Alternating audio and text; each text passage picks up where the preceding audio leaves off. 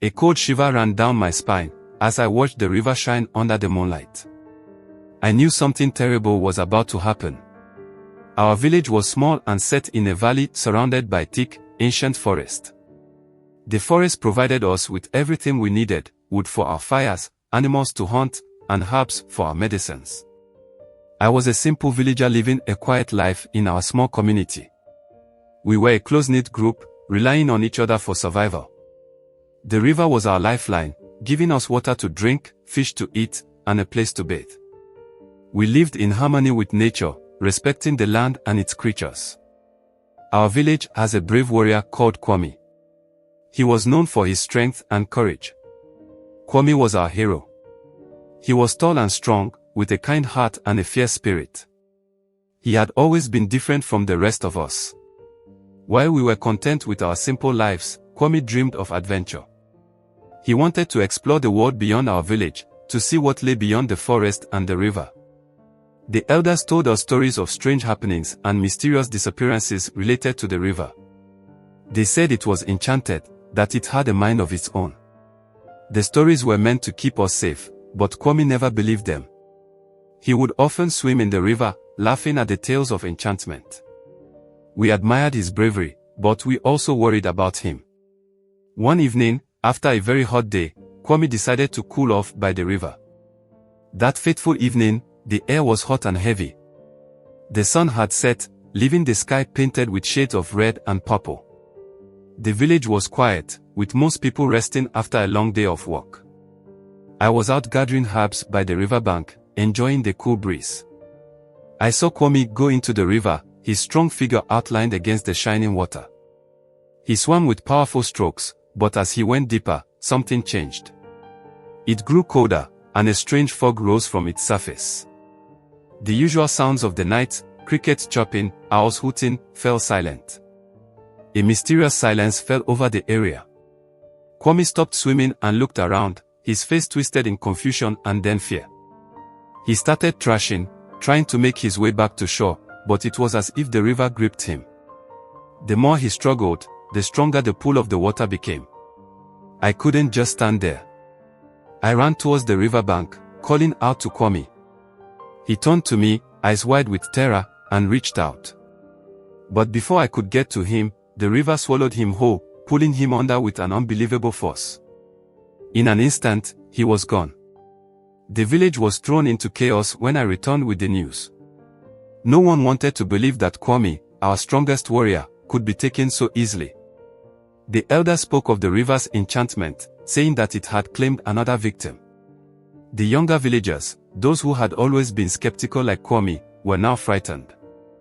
Determined to uncover the truth, I decided to investigate the river's mysteries. I couldn't shake the image of Kwame's terrified face from my mind. The river had taken him. And I had to find out why. With the help of Nia, a wise and knowledgeable healer, we began to dig into the village's history. Nia was an elder who had seen many things in her time.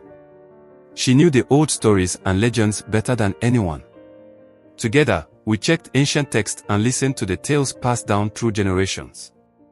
We discovered that the river had always been a source of both life and mystery. It provided water for our crops and fish to eat, but it also held secrets. Long ago, it was said, a powerful sorcerer had cursed the river. He had been wronged by the villagers and, in his anger, cast a spell that would make the river a trap for anyone who disrespected its power. Kwame, in his bravery, had unknowingly disrespected the river. But this wasn't just about him. There had been others before him, and there would be more if we didn't find a way to break the curse. Nia and I realized we needed to find the sorcerer's resting place. According to the legends, he had been buried with a talisman, a powerful object that could control the river's enchantment. If we could find it and destroy it, we might be able to lift the curse. The journey to find the sorcerer's tomb was very dangerous. We went deep into the forest, guided only by the faintest hints and clues from the old text. The forest was alive with unseen eyes and whispered warnings. At times, it felt as though the trees themselves were watching us, judging our every move. But we knew that the fate of our village rested on our shoulders, and we pressed on, driven by our determination to save our home. We faced many challenges along the way. The forest was thick and difficult to navigate. We had to cross dangerous valleys, climb steep hills, and move through muddy swamps. We came across wild animals, some of which were not pleased to see us. Each challenge we overcame brought us closer to our goal, and our bond grew stronger with every step we took. One night, as we camped under the stars, Nia shared a story.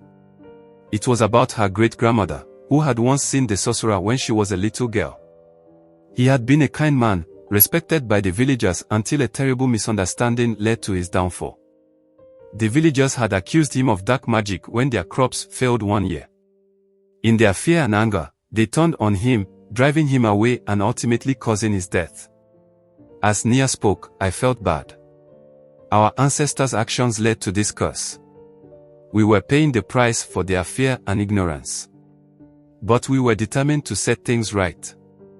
After days of searching, we finally found the sorcerer's tomb. It was hidden deep within a cave, guarded by ancient traps and warnings. The air inside was thick with the scent of old magic.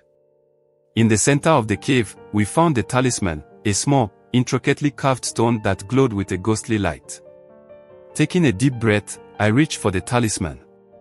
As soon as my fingers touched it, I felt a sudden wave of energy. I saw visions of the sorcerer's life, his pain, and his anger. I understood why he had cursed the river, but I also felt his sadness and regret. Nia and I knew what we had to do. We took the talisman and made our way back to the river. The journey back was even more dangerous, as if the forest itself was trying to stop us. But we didn't let it stop us. Back at the river, we prepared for the final act.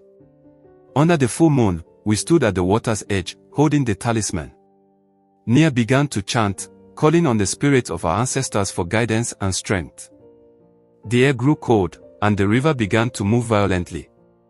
As Nia chanted, the river's water started to bubble and froth. A thick fog rose from its surface, and the ground beneath us trembled. The air was charged with a strange energy, and I could feel the presence of the sorcerer's spirit. With a final, desperate invocation, I threw the talisman into the river. The water exploded in a blinding light, and a powerful wave crashed over us. When the light faded, the river was calm once more. The curse was broken. Kwame never returned, but his sacrifice was not in vain. The village was safe, and the river, once a source of fear, became a symbol of our resilience and unity. The village elders declared a day of remembrance for Kwame and all those who had been taken by the river. We built a small shrine by the riverbank, where we could pay our respect and remember their bravery. Life in the village returned to normal, but we were forever changed. We had learned the importance of respecting the forces of nature. As the years passed, the village continued to prosper. We lived in harmony with the land, respecting its power and its gifts. The story of Kwame and the enchanted river became a part of our history, a reminder of the strength and resilience of our community. And so, life went on. The river flowed, the crops grew, and the village flourished. We had faced the darkness and emerged stronger, bound by the lessons of our past and the hope for our future. I continued to live my simple life in the village, but I was no longer the same person. I had seen things that had changed me forever. I had confronted the dark and became stronger, and I had learned the true meaning of bravery. And as the sun rose over the river, casting its golden light on the water, I knew that we would continue to thrive, guided by the courage and wisdom of those who came before us.